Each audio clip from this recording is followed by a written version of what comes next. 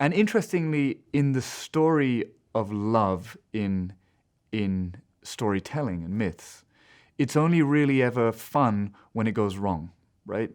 If the story starts with the prince and the princess, or the princess and the princess and the prince and the prince met and fell in love, and that's it, we don't want that story, right? What we want is the story of falling in love and then something happening to pull this fundamental idea apart.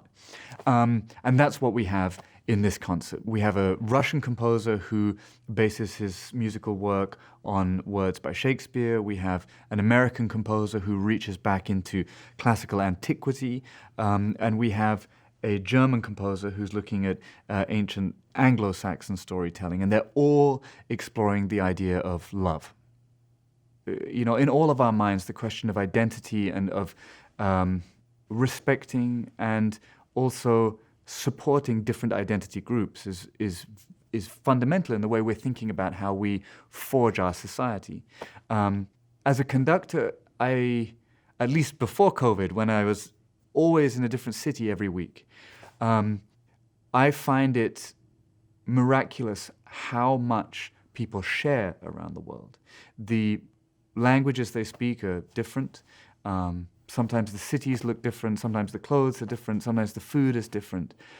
But I think when we get to the level of love, and when we get to the level of talking about death, and we talk about friendship, and we talk about joy, when we get into these fundamental characteristics,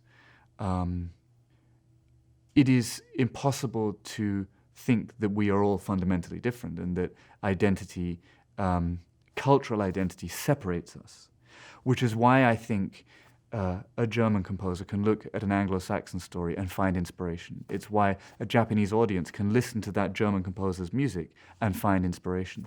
So I feel that we live in a wonderful age where we're learning more about identity, we're learning more about sensitivity, about what it means to respect other individuals.